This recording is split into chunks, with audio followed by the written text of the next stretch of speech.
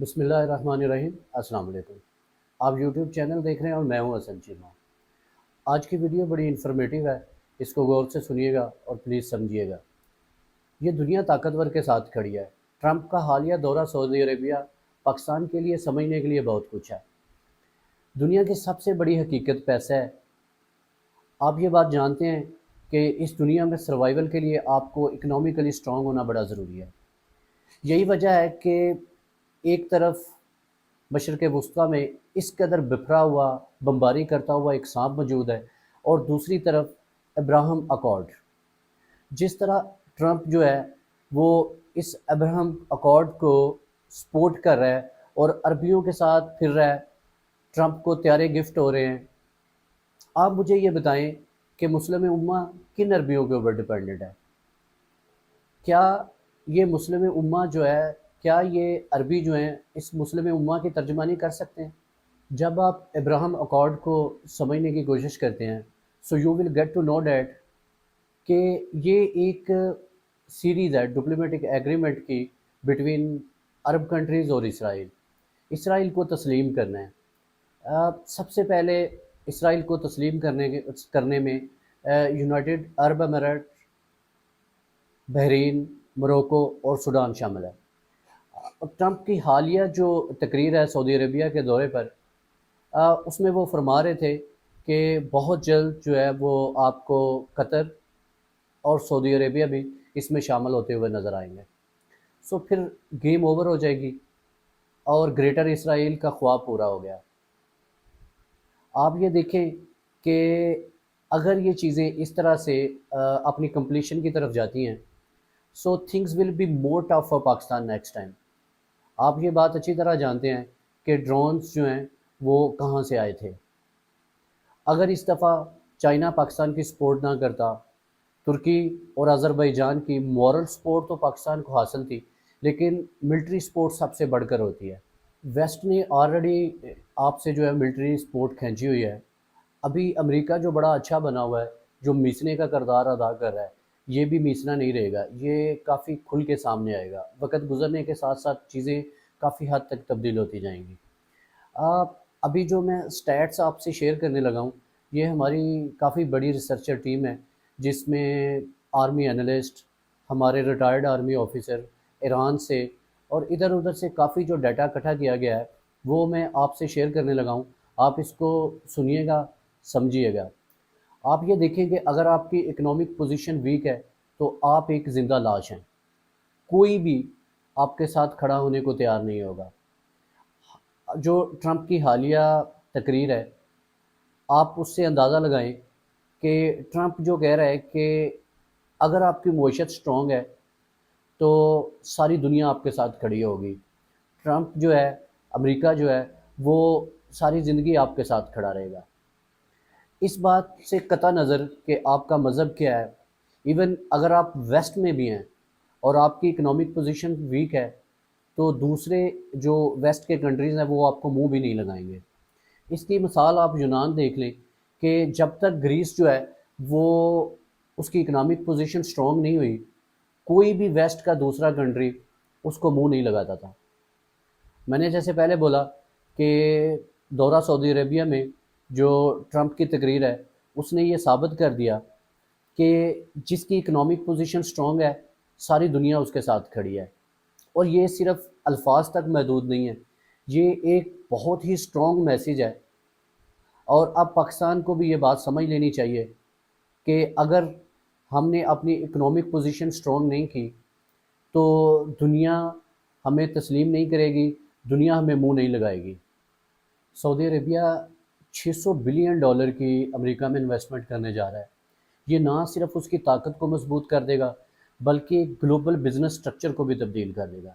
ये जो deal America और सऊदी अरेबिया के दरमियान हुई है, ये कोई कमर्शियल डील नहीं है। ये एक जो सऊदी अरेबिया है, उसने इस इन्वेस्टमेंट से अपनी स्ट्रेटजिक पोजीशन को भी काफ़ी ज़्यादा मजबूत कर दिया। अब ये देखें कि 142 बिलियन डॉलर की जो इन्वेस्टमेंट है वो डिफेंस पैकेज के लिए है। अब आप देखें जो सऊदी अरेबिया है, وہ $142 بلین کے ویپنز جو ہے وہ امریکہ سے ٹریڈ کرے گا، اور یہ ویپنز، یہ ہتھیار جو ہیں وہ کن لوگوں کے اوپر استعمال ہوں گے یہ آپ اچھی طرح جانتے ہیں۔ سعودی عربیہ $142 بلین کے ویپن ٹریڈ کرے گا، $80 بلین کی جو ہے انویسٹمنٹ وہ ٹیکنالوجی میں ہوگی، $20 بلین جو ہے آرٹیفیشل انٹیلیجنس، $15 بلین وہ انرجی سیکٹر میں انویسٹ کرے گا، اور $6 بلین جو ہے وہ میڈیکل فیسلٹیز میں۔ یہ ایک میوچل ڈیل ہے، لیکن سوال یہ بنتا ہے کہ یہ جو ڈیل ہوئی ہے سعودی عربیہ اور امریکہ کے درمیان، یہ پاکستان، انڈیا یا تھرڈ ورلڈ کنٹریز کے لیے کیوں نہیں ہے؟ جواب بڑا کلیئر ہے کہ ہم وہاں جا کے بھیک مانگتے ہیں، ہمارے پاس پیسہ نہیں ہے۔ اب جیسا کہ آپ نے ڈفرینٹ تصویروں میں دیکھا ہوگا کہ سوشل میڈیا کے اوپر جس طرح سے آپ تصویریں دیکھ رہے ہوں گے کہ قطر نے ٹرمپ کو بوئنگ 747 جو طیارہ ہے وہ گفٹ کیا ہے، جو ان کے ڈیفنس ڈپارٹمنٹ کے لیے بڑا ضروری ہے۔ ٹرمپ نے قطر کو سیکیورٹی میں مدد دی ہے، اور قطر نے اس کا جواب دیا ہے۔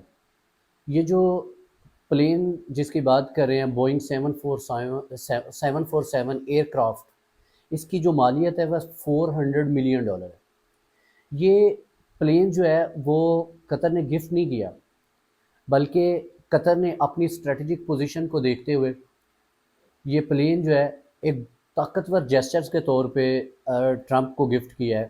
آپ گفٹ کہہ سکتے ہیں، لیکن یہ قطر نے ٹرمپ کو ایک اسٹرانگ جیسچرز کے طور پر دیا ہے۔ تو اس بات کو مد نظر رکھتے ہوئے، اپنی اسٹریٹجک پوزیشن کو دیکھتے ہوئے، اس نے یہ ایک جیسچر شو کیا ہے، ایک اسٹرانگ جیسچر۔ جب ہم پاکستان اور انڈیا کی کرنٹ سچویشن کو دیکھتے ہیں تو آپ یہ بات ذہن میں لائیں، آپ یہ بات سوچیں کہ امریکہ جو پہلے اس جنگ میں نہیں کود رہا تھا، بعد میں کیوں کودا؟ آپ دیکھیں کہ پاکستان ایک نیوکلیر پاور کنٹری ہے، جس کی وجہ سے عرب کنٹریز کے اندر اس کی ویلیو بہت زیادہ ہے۔ اگر پاکستان کا نام ڈائریکٹلی اسرائیل کے ساتھ جو ہے وہ اٹیچ کیا جائے گا، یعنی پاکستان کو بھی یہ جو ہے نا وہ فورس کیا جائے گا کہ وہ بھی اسرائیل کو تسلیم کرے، تو اس سے بہت سارے مسئلے مسائل جو ہیں وہ پیدا ہوں گے۔ اب دیکھیں کہ یہ جو تنازع فلسطین کا شروع ہوا تھا، یہ ابراہم اکارڈ کو یہ جو عرب کنٹریز کو تسلیم کرانے کے لیے امریکہ جو ہے وہ اپنا کردار ادا کر رہا ہے۔ سعودی عرب بالکل اس کو تسلیم کرنے کے قریب تھا، لیکن جب یہ تنازع شروع ہو گیا تو سعودی عربیہ جو ہے وہ اس سے پیچھے ہٹ گیا۔ اب ڈیفینیٹلی اگر پاکستان کا نام، ایک نیوکلیر پاور کنٹری کا نام اسرائیل کے ساتھ آئے گا، تو اس سے جو چیزیں ہیں، یعنی جو آپ دیکھ رہے ہیں کہ $600 بلین کی انویسٹمنٹ ہوئی ہے، جو قطر کی طرف سے طوائف دیے جا رہے ہیں، اور بھی ڈفرینٹ ڈیلز ہوئی ہیں، یہ اس وجہ سے کافی جو ہے نا وہ متاثر ہوتی۔ اور اگر پاکستان اور انڈیا کی جنگ پرلونگ کرتی، اور اگر اسرائیل کا ڈائریکٹ نام ایک نیوکلیر آرم کنٹری کے ساتھ جو ہے وہ لیا جاتا، تو آپ دیکھیں کہ پوری گلوبل ڈائنامکس جو ہیں وہ ڈسٹرب ہو جاتی، اسپیشلی اسرائیل اور یو ایس ڈیفینس الائنس جو ہے وہ اس سے متاثر ہوتا۔